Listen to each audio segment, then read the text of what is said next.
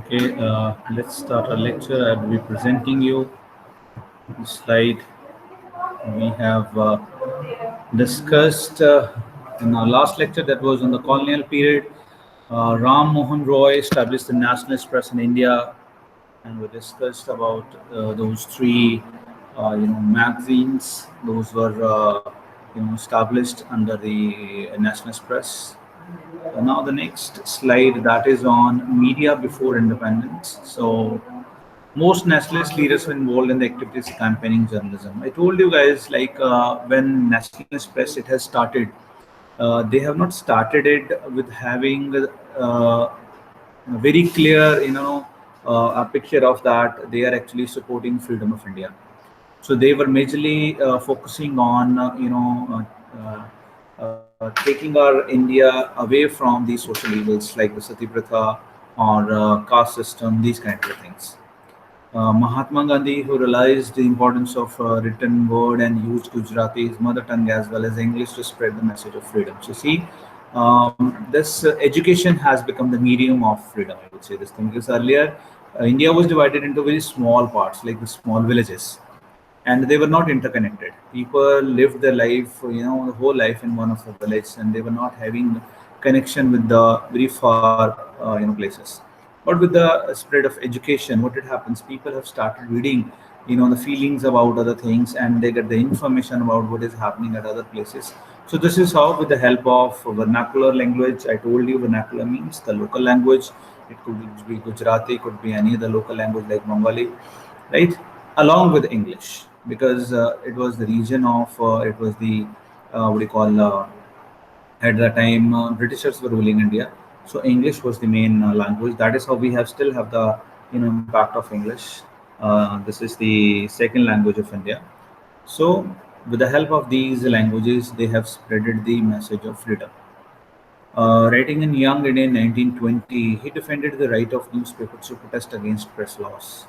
So these were few things which has happened at that time. Like people have started raising their voice, and uh, those expressions it has started coming into the newspapers.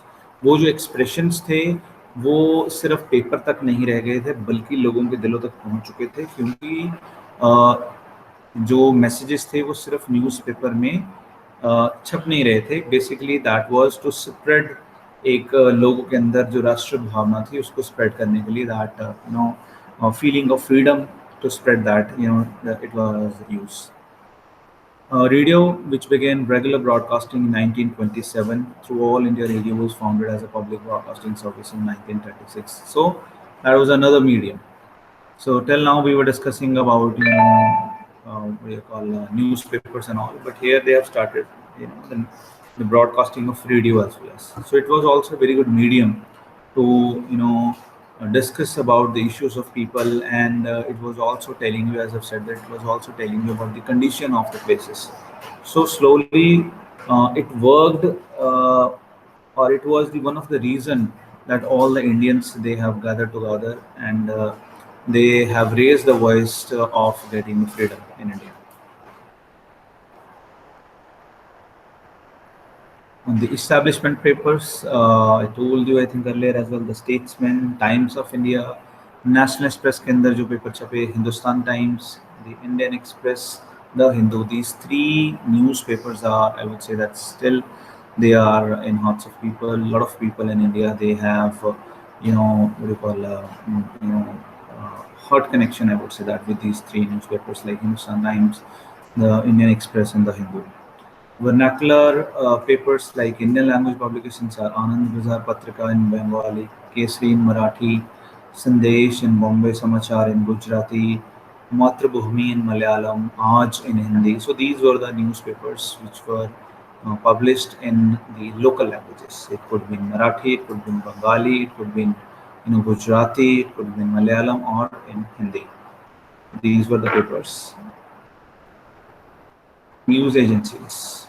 Press Trust of India is a non-profit cooperative Indian newspapers. United News of India. So these are names of the news agencies. They could ask you the questions related to it. Name the news agencies. So PTI and UNI. These are the two agencies. UNI began its operation in 1961. So though it was registered as a company in 1959, but they have started their operation in 1961. The firm was formed after it took over the operations of the Associated Press of India and the Indian operations of Reuters soon after independence on August 27, 1947. So you see, this was the importance of the news agencies. Like they have started their operations in those days. That's a very important point. We discussed two slides on media before independence. Okay, that is what in Indian media after independence. So before independence means when there was rule of Britishers. So what was going on? We know this thing. They have divided the press. They have divided the other forms of media, which was spreaded the newses, which was spreading the newses among people. Uh, uh, and After independence, the legacy of anti-colonialism continued to influence Indian media. That's the main point. Anti-colonialism means they were against you know, the rules we were following in colonial period. So that was being continued. Indian inherited from the Britishers the combination of a private press and a government-controlled broadcasting system. So inherited means they have taken that information. They have they took the information from the Britishers that what we call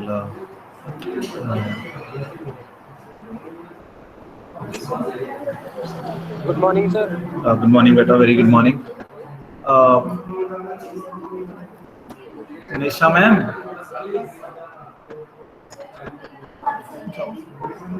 Oh.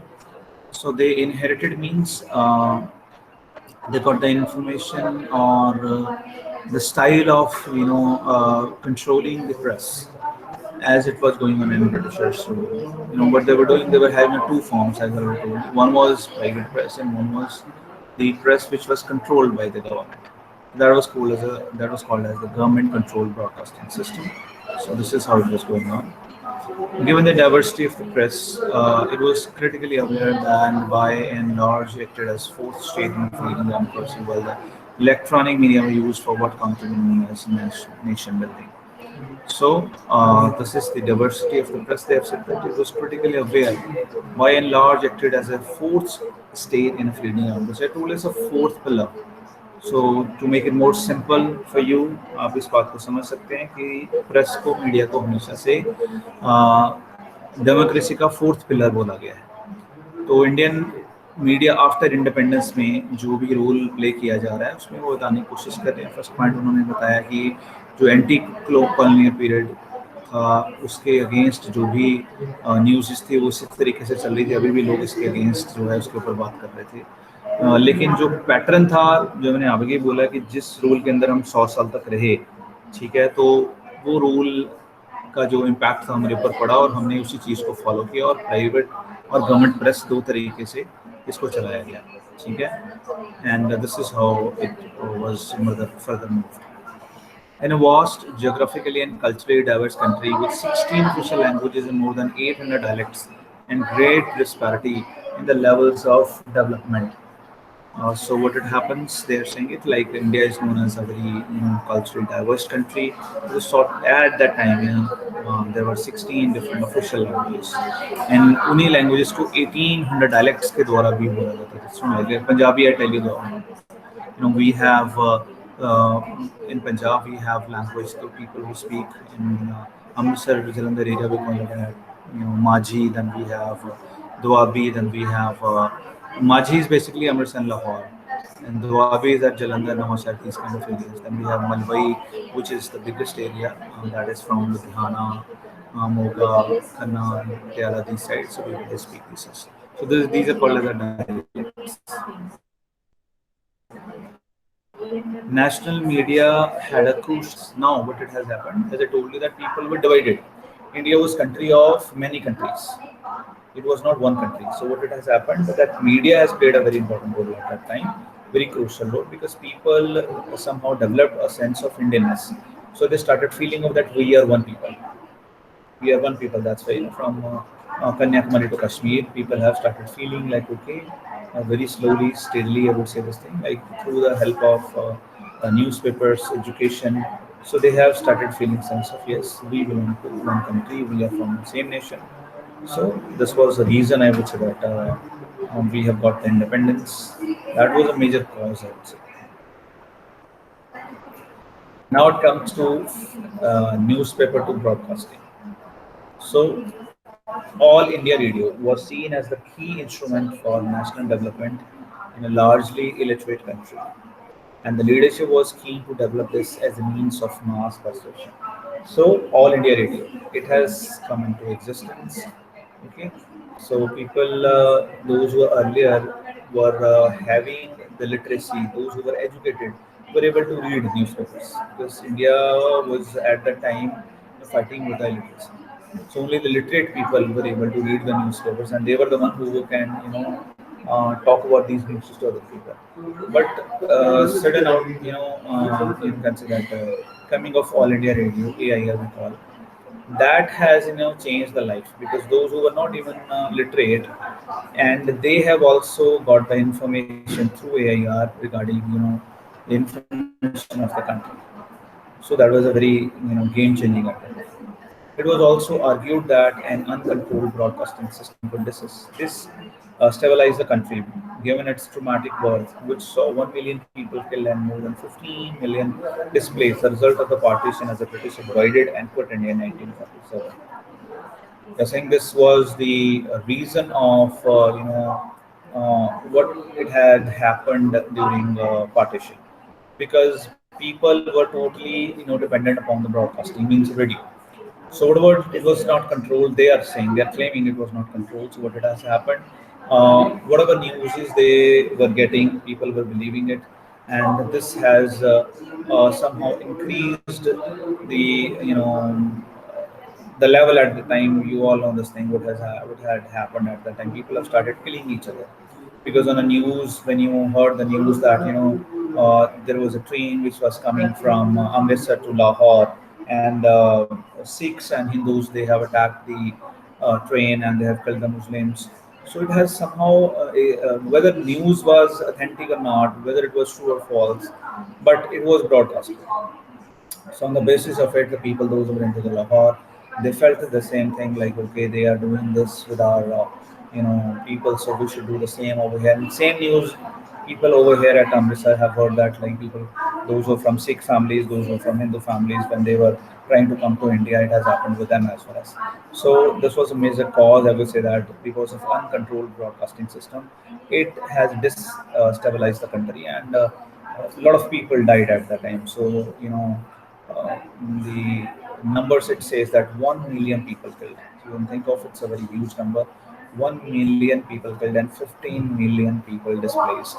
Means they have lost their home, they have lost their families. Some have left their kids back there, and they have just went to they have just gone to different place without their families.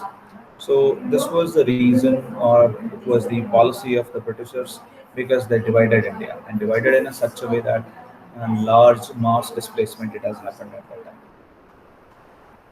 The violent legacy of the partition dictated that the national media had to be very sensitive to ethnic, cultural, and religious contribution. See, so we were discussing about yellow journalism. So same point they are discussing, that media has a huge responsibility on their shoulders. Whatever they will publish, people will believe on those news. So you need to be very ethnic. You need to see from the point of view of cultural. You need to see from the point of view of religious, because if you would just publish a news without taking consideration into religion point of view or from a cultural point of view, sudden fight or these kind of things, it can outbreak at the time. So that is very important from the press or a media point of view. So this is what it has. We discussed about the Indian media. So that was a slide. We started with the press in India, and that was the age of enlightenment. We are not discussing what media is right now. This will discuss for in further upcoming what do you call the lectures. But here in this, sla- you know, um, topic, the press in India. So we discussed about the history and age of enlightenment. We discussed about the early press. We discussed about the nationalist press. We discussed about the work of nationalist press. What was the developmental continuity? What was the colonial period? Media before independence. These were the three categories of press: establishment press, nationalist press, and Indian language press. News agencies at that time, those who were working, Indian media after independence, we discussed, broadcasting media like All India Radio, we discussed. So these are the major points which comes under this lecture we call press in India. So let's go through with your syllabus as well once again, so we could be able to see that.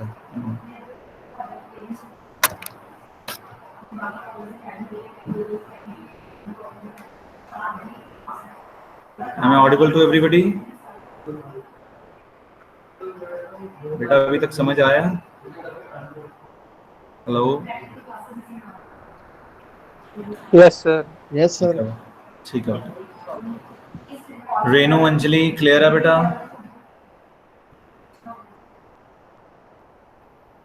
हाँ जी sir. Oh, this is Ella. This is Ella.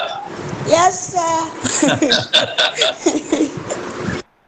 Okay, so we so far did this point: history of printing press, yellow journalism, history of press in India, press during colonial period. Okay, so we'll move forward towards national freedom movement like Gandhi and Ambedkar as a journalist. So up to now we have discussed these things. Let me see if I could start up something new over here. The next point for this is press during colonial period, national freedom, press during colonial period.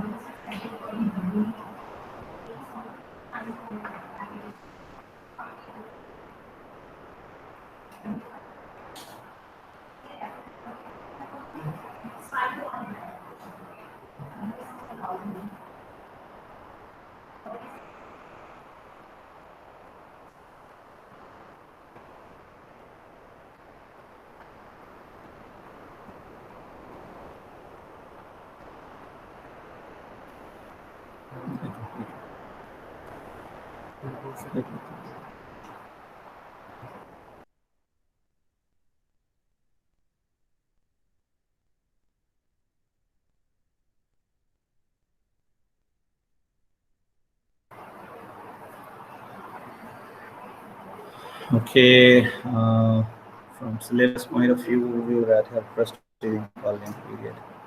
Let's see that I have something about national freedom movement.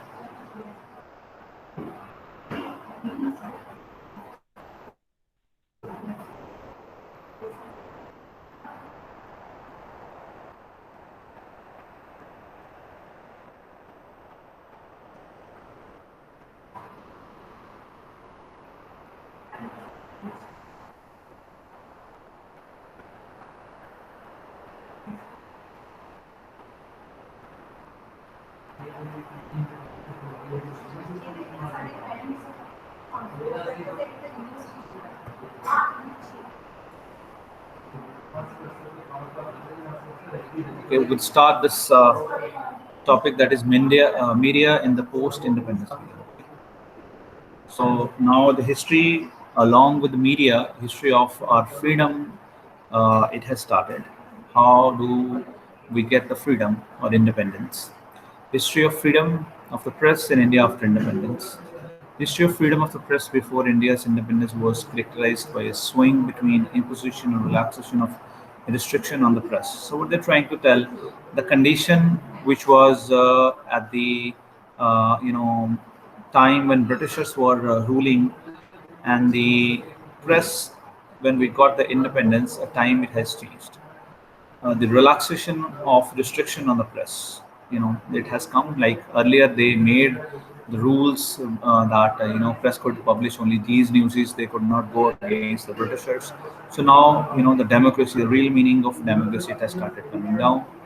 The attitude to the press depended on the personality and values of those in power at the time. The swing from freedom of press to control of the press has persisted in the post-independence period, again depending on the personality and values of those in power. So they are saying it, but this was not very happy period at the time. What it has happened, we took the independence from Britishers, and we become independent. But what it happened, uh, the people, those who were ruling at that time, it was depending upon their personality. So they were actually controlling the press. So it was depending upon to the people who is ruling at that time. So, as per his or her personality, the rules were changed as according to it. So we can say this thing press was not, as free as it should be. It was still under the control of government. Before independence, the attitude to the press depended on the governor generals and viceroys in the power, and after independence, the attitude to the press depended on the prime minister at that time. See, so they have said that, like, although we have got the independence, but the in papers we have stated that press has got the independence, but still there was one loophole under the control of governor generals or the viceroys, those controlling India. But after independence, it was entirely. Sir, Yes, hello. sir, please, Anjali said I should tell you that his brother Anjali is saying. his brother is admitted to the hospital. So Okay. She wants to leave. yeah, she was here, but she has left. Okay. No issues. No issues. Okay, No sir. issues. She can go first. No issues. So we continue with this thing. Class. So yeah, we were over here. Like, press was somehow under the control of prime minister at the time, as it was earlier under the control of governor generals or the viceroys before independence. In the post-independence era, the press enjoyed a large measure of freedom because Pandit Jawaharlal Nehru, the first Prime Minister of India, was a liberal who realized that for the successful functioning of democratic setup, the freedom of the press was absolutely necessary. So, as I told you, it was entirely depend upon the person to person. So, Jawaharlal Nehru or Pandit Nehru was a liberal person, but Indira Gandhi, we can say that she was a person who was, who was who tried to control basically press. So in both of the regions, I would say this thing. In both of the regions, what does happen? Both of the region, the condition of a press, it was different. Okay. So, but we are studying that how was the condition during the period of our first Prime Minister, Pandit Jawaharlal Nehru. So he was liberal, so freedom of press was absolutely necessary at the time. On October 23rd, 1951, he got new act passed called the Press Objectionable Matters Act. It was similar. So this is a very important question. This could come into you as a very short question. What was the name of the act which was passed in 1951? So that was Press Objectionable Matters Act. It was similar to the legislation passed during the British regime in 1908, 10, and 30 and 31. So there are 4 times when Britishers, made the press rules more stricter. This act was a reflection of Nehru's concern over the newspaper's role in rousing communal discontent in India. So the Prime Minister at that time, Sir Nehru, he felt this thing that press is somehow playing the role for the communal discontent. Means he was thinking that due to the press somehow the communities, the religions, somehow they are getting disturbed. So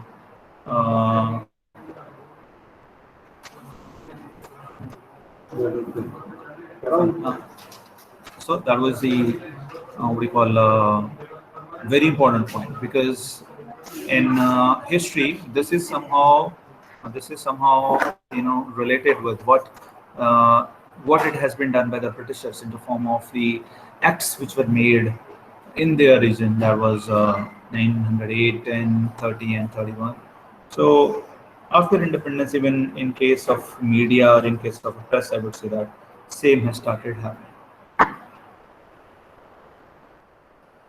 Delegations and protests were made to Nehru and other members of the government, as although Nehru helped the passage of the 1951 Act, he did not implement this completely. But finally, he ordered to put the journalist. Nehru in October 1952 announced the formation of a press commission composed of distinguished personalities to look into the whole issues of the press in India. The Press Act was allowed to lapse in 1956. The Press Commission report issued its recommendation in 1954. So again, there was a twist. A lot of people they have started protesting against this act because somehow it was controlling the freedom of press. And although we are into free India, we were into independent India. It was no rule of Britishers, so they could suppress it. So what has happened? Nehru, Mr. Prime Minister, has got the safe passage by making what the what do you call it, the press commission. So he made it, and in they have said that they have started taking the what do you call the decisions or the they have started giving the recommendations to the government regarding that what they should do. So the press commission report issued in its recommendations in 1954, and in 1956 the press act was passed. So 1956 में जो ये act बनाया गया था, नेहरू जी ने जो बनाया था, राइट, वो लैप्स हो गया. उसकी जगह पर जो कमीशन, द प्रेस कमीशन था, उन्होंने इसकी जगह ले ली 1954. While Nehru was a liberal and believed in freedom of the press, Mrs. Indira Gandhi was authoritarian and believed in curbing official freedom of the press in India. After independence, 41 press, unlike Nehru, who tolerated criticism, she felt that the paper was too critical of her politics and sought to change. So I would not read this thing here because this will be too way ahead because we have to start from here the region of the rule of Mrs. Indira Gandhi. So I would stop over here. So we will just discuss the slides we have discussed earlier. Okay. And I'll give you the questions from the earlier slide as well as which were left. So please write down questions from the slide. Are you listening? Yes, sir. Okay, please write down the questions. Okay, sir.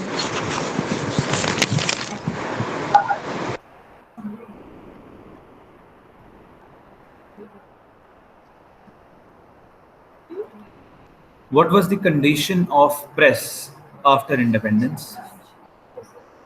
What was the condition of press after independence? So let me stop the video first because otherwise it will take more of a space.